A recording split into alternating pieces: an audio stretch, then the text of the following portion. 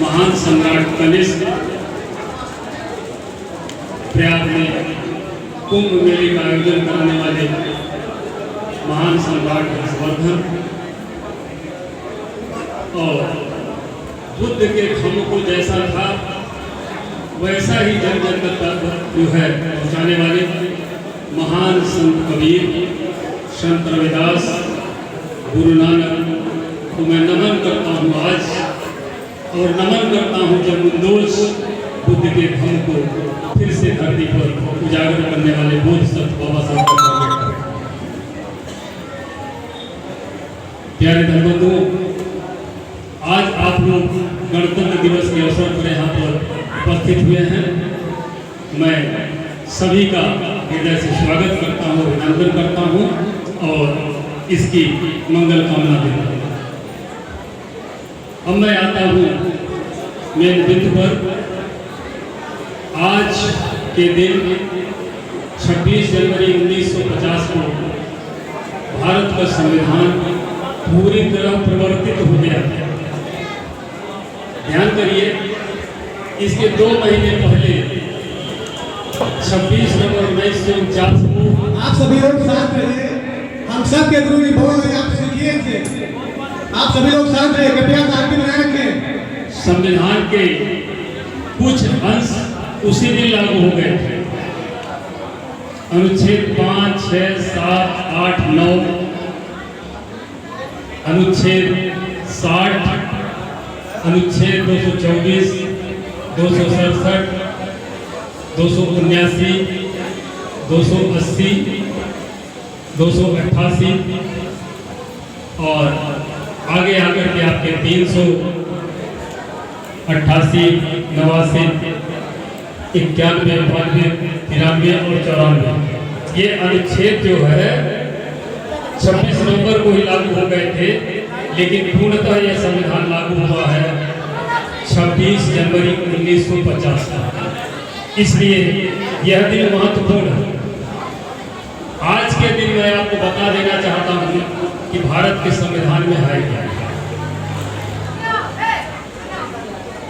यह कैसे अस्तित्व में आया और कैसे हम गणतंत्र हुए, इसको जानना जरूरी है।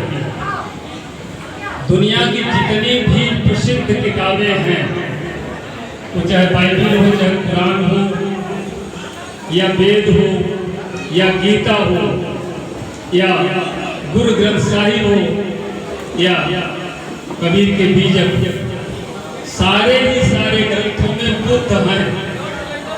किसी न किसी रूप में सारे ही ग्रंथों में बुद्ध हैं।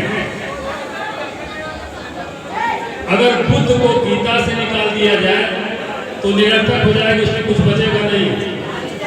बुद्ध को अगर हम बाइबल से निकाल दें तो बाइबल में कुछ नहीं बचेगा। बुद्ध को अगर हम कुरान से निकाल दें तो कुरान में भी कुछ नहीं बचेगा। बुद्ध को अगर हम गुरु ग्रंथ साहिब से निकाल दें तो उसमें भी कुछ नहीं बचेगा। तो आप समझिए कि जब भारत के संविधान की रचना हो रही थी तो उसमें बुद्ध दाखिल हो रहे थे, इसलिए लोगों में बड़ी बेचैनी थी। और उस बेचैनी के कारण 2 किताबें लिखी गई हैं। जब तक आप उन किताबों को नहीं जानोगे तब तक आप बुद्ध को नहीं जान सकते, भारत के संविधान को नहीं जान सकते। भारत के संविधान के काउंटर में 2 किताबें लिखी गई हैं। एक किताबी है अरबी भाषा में, किताब की टाइटल है अल अकबर हयातो व फलसफतो,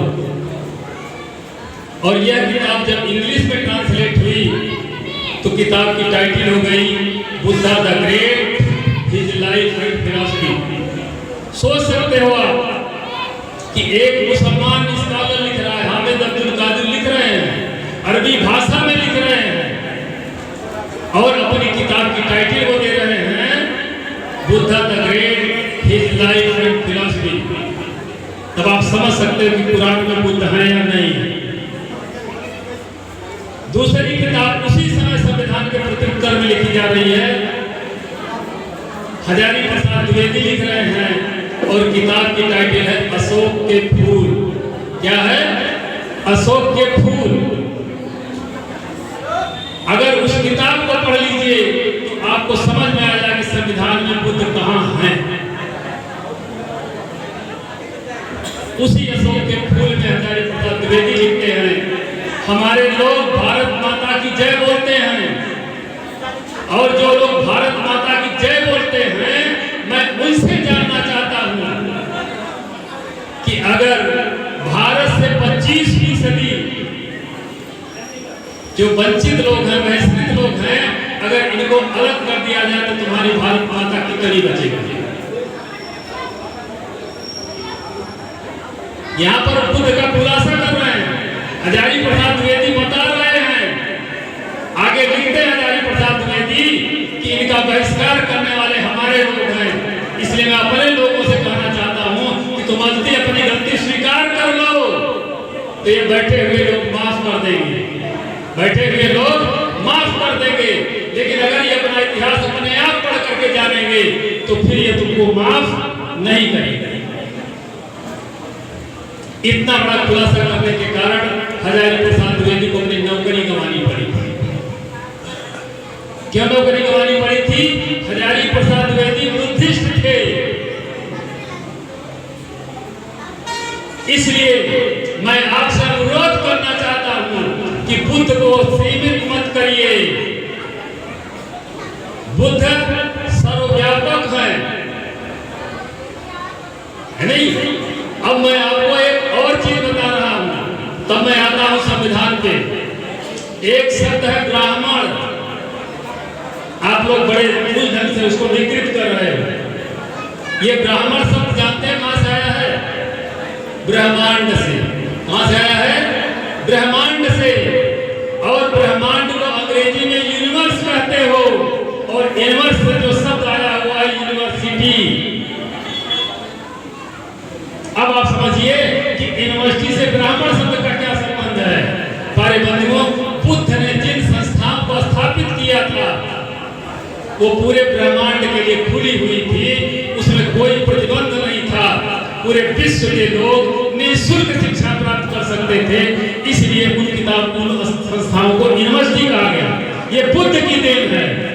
अगर बुद्ध नहीं आते तो दुनिया में यूनिवर्सिटी नहीं होती, सब लोग अपने अपने बेटे को पढ़ा लेते, पूरी दुनिया बुद्ध की ऋणी है। लेकिन हम बुद्ध को उस तरीके से नहीं प्रस्तुत कर पाए, इसलिए हम भारत के संविधान को भी नहीं समझ पाए। आप समझिए भारत के संविधान में कहां बुद्ध है, क्यों लिख रहे हैं? एक चीज और डॉक्टर अम्बेडकर ने बड़ी रिमार्केबल चीज कही है जो आपको समझना चाहिए। बाबा साहब डॉक्टर अम्बेडकर ने कहा था कि अगर मेरे दो कथनों के बीच अंतर नजर आए तो हमने जो बाद में कहा है वो ज्यादा सटीक है। हम क्या कर रहे हैं? हम 50 साल पहले जो बक रहे थे वही आदमी बक रहे हैं। क्या हमने उसकी एनालिसिस किया? क्यों बाबा साहब कह रहे हैं हमने जो बाद में कहा है वो ज्यादा सटीक है? क्योंकि उसके साथ और अनुभव जुड़ गया, हमने उसकी और एनालिसिस किया और परीक्षण किया, तो हमने देखा कि वह इस रूप में है। 50 साल पहले हमने जो कहा था उसमें उतना अनुभव नहीं था, इसलिए वो उतना करेक्ट नहीं था। इसलिए अगर भारत के संविधान को पढ़ना है तो आप बार बार पढ़िए और हर बार उसका आपको अर्थ अलग दिखाई देगा। इतना महान ग्रंथ है भारत का संविधान। और यह संविधान कैसे अस्तित्व में आ रहा है वो भी जान लीजिए। 10 जुलाई 1835 को लॉर्ड मैकाले ब्रिटेन की संसद में बोल रहे थे, और ब्रिटेन की संसद में उन्होंने कहा था कि भारतीयों में न्यायिक चरित्र नहीं है, भारतीयों में न्यायिक चरित्र नहीं है। वहां के लोग अन्याय को भी न्याय कह देते हैं, अन्याय को भी न्याय कह देते हैं। और वही मैकाले 1 साल के बाद यहाँ के वाइसराय के जो है न्यायिक मेंबर होकर के आते हैं, जुडिशियल मेंबर होकर के भारत आते हैं मैकाले, तब उनसे कहा जाता है कि जो बात आप वहां बता रहे थे ब्रिटेन की संसद में, यहाँ पर आप लागू करिए उसको। जानते हैं क्या किया? हम लोग समझ ही नहीं पा रहे भारत के संविधान को। जरूरी है भारत के संविधान को समझें। तब उन्होंने देखा, क्यों देखा कि वहां जो भारत के इतिहास को पढ़ करके आए थे वो यहाँ पर है ही नहीं, गायब है। जो वेद शांत, जो भाइयान, जो लिख करके गए थे, उनकी किताबों का ट्रांसलेशन हुआ तो इंडिया हाउस लाइब्रेरी में रखा है। उसको पढ़ करके आए थे और देख रहे कि यहाँ पर कुछ है ही नहीं। तब उन्होंने कहा कि अगर जमीन पर नहीं है तो जमीन दो छोड़ा, जमीन के नीचे होना चाहिए। लॉर्ड मैकाले के उस पर सिफारिश पर कनिंघम आते हैं, जेम्स ब्रिस्बेन आते हैं। भारत में जगह जगह खुदाई की जाती है। वो खुदाई किस लिए की गई थी? बुद्ध की खोज में। जो कनिंघम खोज कर रहे थे, ढूंढ रहे थे, खोज रहे थे, बुद्ध को खोज रहे थे और बुद्ध की खोज में मिल गई भारत में सिंधु घाटी की सभ्यता। क्या मिल गई? सिंधु घाटी की सभ्यता। किसकी है ये सभ्यता? बुद्धिस्टों की है। बुद्ध की खोज में मिली है। तब आप समझिए कि बुद्ध कहां है, तब आप भारत के संविधान को समझ पाओगे।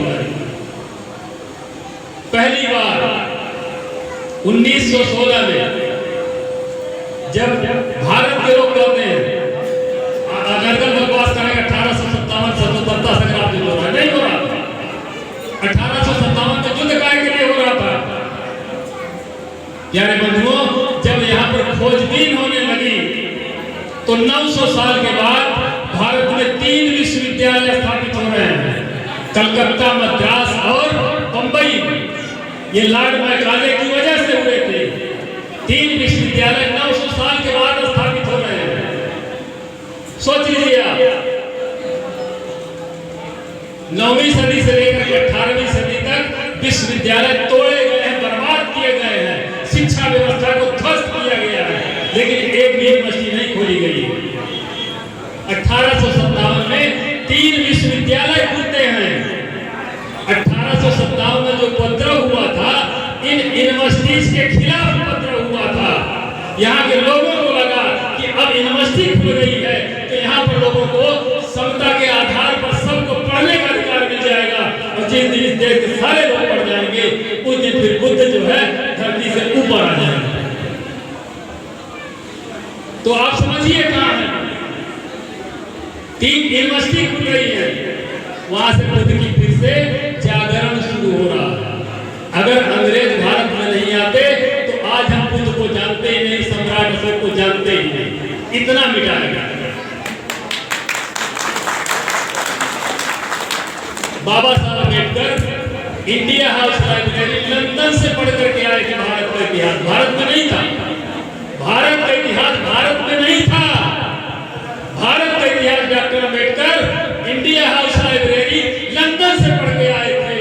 तब उन्होंने समझा था कि भारत का इतिहास क्या है। इसलिए उन्होंने समझ अपने को जो है निर्णय लिया कि अगर हमें भारत का संविधान लिखने का मौका मिलता है तो हम भारत के संविधान में बुद्ध को। तो अगर आज आपको भारत के संविधान की महत्ता जाननी है, इस दिन की महत्ता जाननी है, तो जो संविधान लागू हुआ है उसमें क्या मिला है और उसकी लड़ाई जो है डॉक्टर अम्बेडकर ने 1916 से शुरू कर दिया था। तब क्या मांगा जा रहा था? भारत के लोग क्या मांग रहे थे? अंग्रेजों से युद्ध नहीं कर रहे थे, स्वतंत्रता नहीं मांग रहे थे। ये सिर्फ वाइसराय की काउंसिल में कुछ स्थान मांग रहे थे कि वाइसराय की काउंसिल में कुछ हमारे मेंबर रख दे, भारत वालों को भी। तो आप सोचिए, उस समय जब ये वाइसराय की काउंसिल में स्थान मांग रहे थे तब डॉक्टर अम्बेडकर छात्र थे। 25 साल की उम्र में डॉक्टर अम्बेडकर ने अपना पहला जो है दस्तावेज प्रस्तुत किया लॉर्ड साउथबरो को, जो उस कमेटी के अध्यक्ष थे। और उसमें डॉक्टर अम्बेडकर ने लिखा कि अगर भारत को आप प्रतिनिधित्व देना चाहते हो, वाइसराय की काउंसिल में जगह देना चाहते हो, तो 25% ऐसे लोग हैं जिसको कोई मनुष्य मानता ही नहीं, जिनको मनुष्यता से नीचे गिरा दिया गया, मनुष्य नहीं मानता है, उनको कैसे स्थान मिलेगा? लॉर्ड साउथबरो दंग रह गया। ऐसी बात है कि 25% लोगों को मानवाधिकार नहीं है, तब वो जो है साउथ फॉरम खुद कहते हैं कि डॉक्टर अंबेडकर के द्वारा प्रस्तुत किया गया दस्तावेज मैग्ना कार्टा जैसा है। कैसा है ये? मैग्ना कार्टा जैसा है। मैग्ना कार्टा क्या है? 1520 में जब रानी वहां पर थी, तब एक बजट जो है प्रस्तुत किया गया था, उनको दस्तखत करने के लिए प्रस्तुत हुआ था, वहां का राजा ही प्रेसिडेंट हो गया। जब रानी के सामने वो बजट गया तो उसमें उन्होंने एक टिप्पणी लिख करके लौटाया। क्या लिखा? इसमें महिलाओं के लिए क्या व्यवस्था है? तुम्हारे बजट में जो तुमने बजट बनाया है, इसमें महिलाओं के लिए क्या स्थान है? वो बजट लौट करके आता है और महिलाओं को पहली बार उनके लिए अलग से बजट प्रस्तुत किया जाता है, और इसी महिलाओं के मानवाधिकार को मैग्ना कार्टा कहा गया है।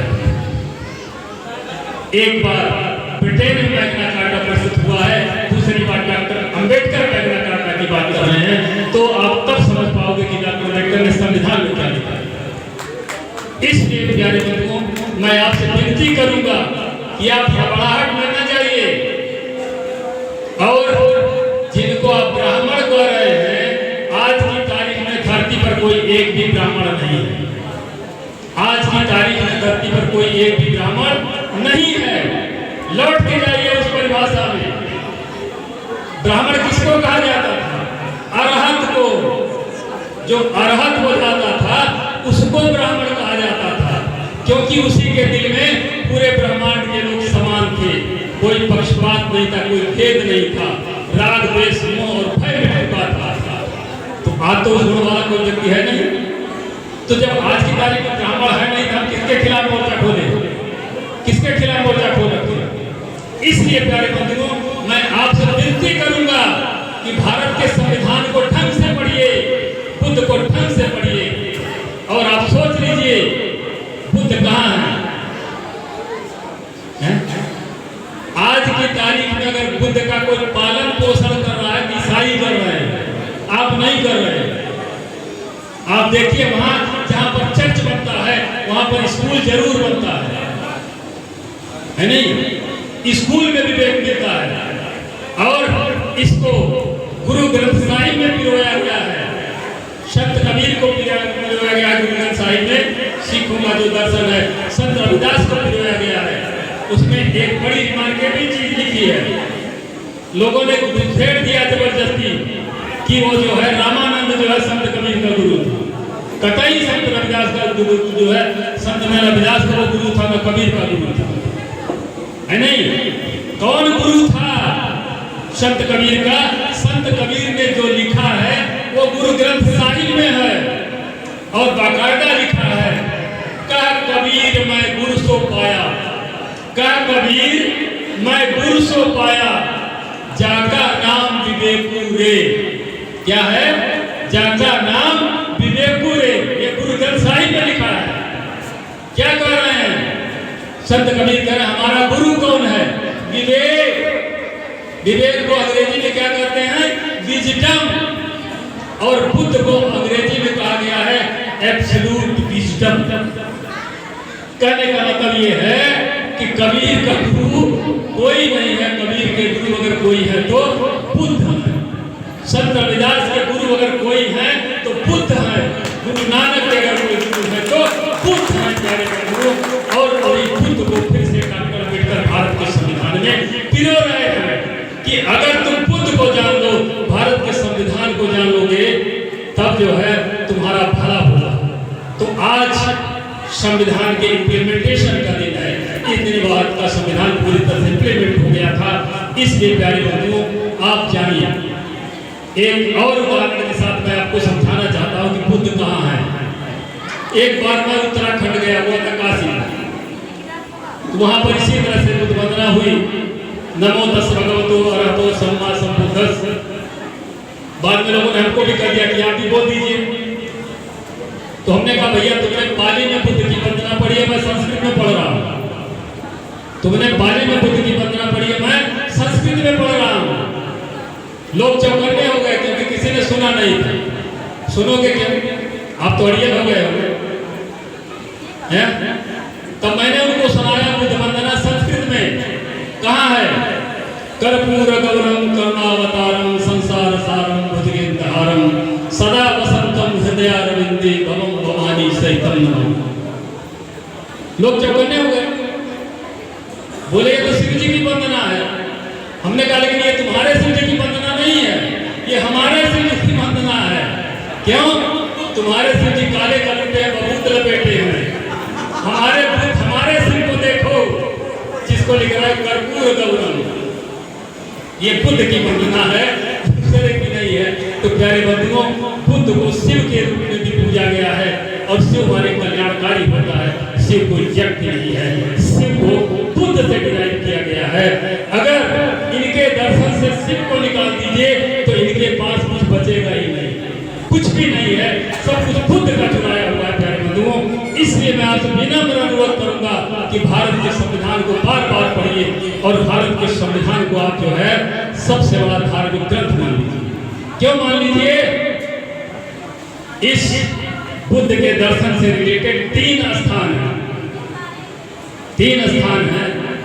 एक है तीर्थ चक्र, क्या है? तीर्थ चक्र कहाँ है? नैमिषारण्य में। दूसरा है धम्म चक्र, यह कहाँ है? सारनाथ में। और तीसरा है काल चक्र, यह कहाँ है? बोध गया है नहीं?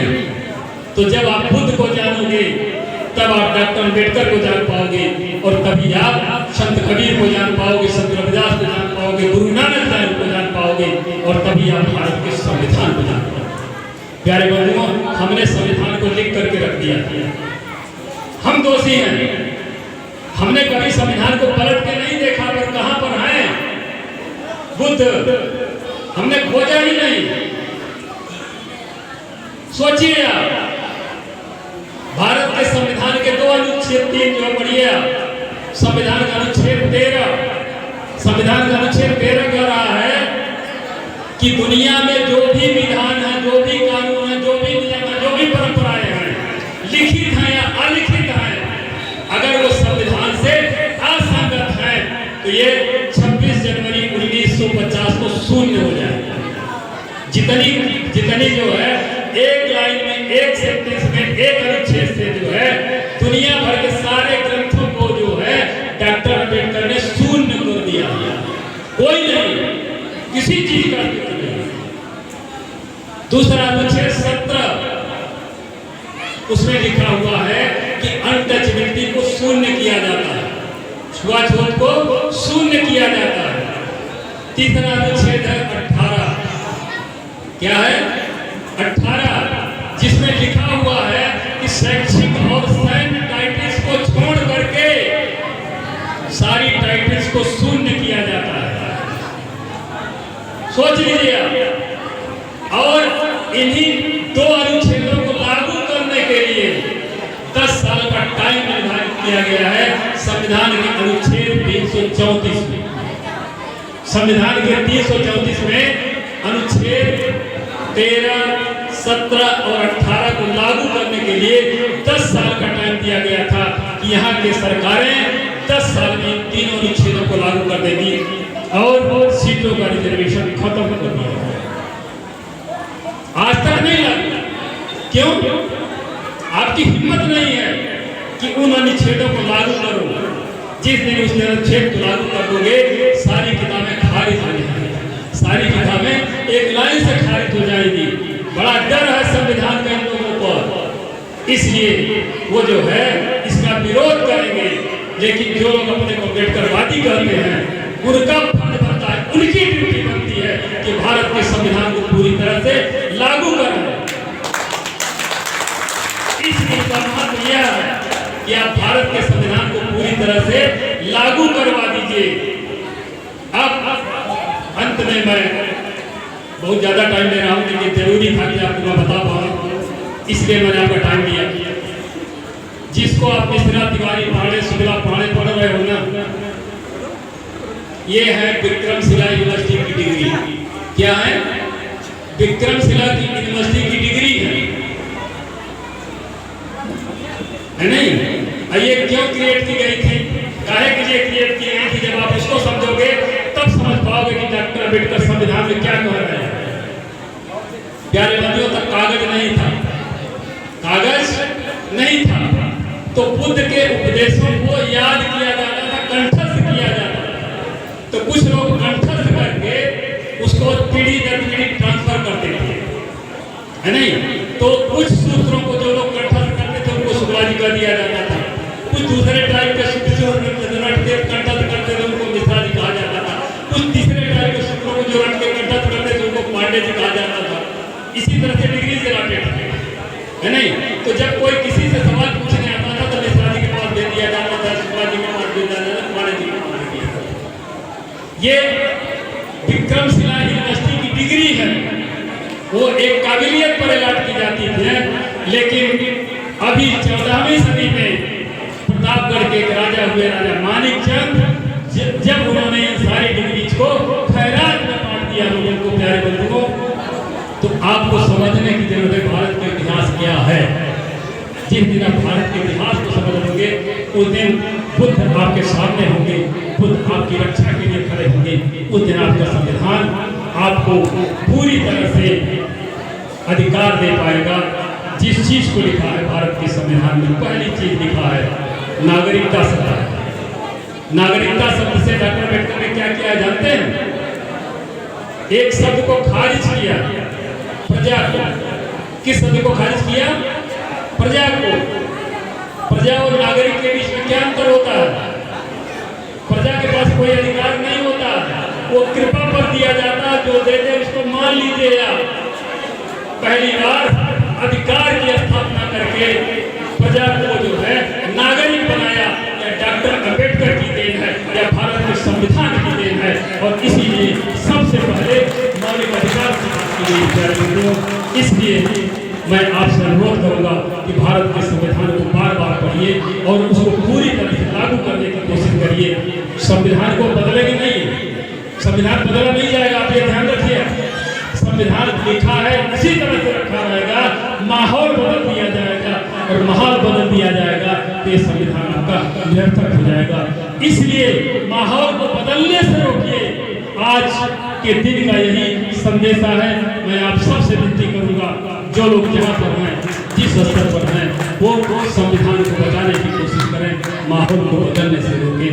इन्हीं के साथ आज की इस पावन दिन की मैं आप सबको हृदय से मंगल कामना देता हूँ। भगवान तथागत बुद्ध सबका मंगल करें, सबका मंगल हो, सबका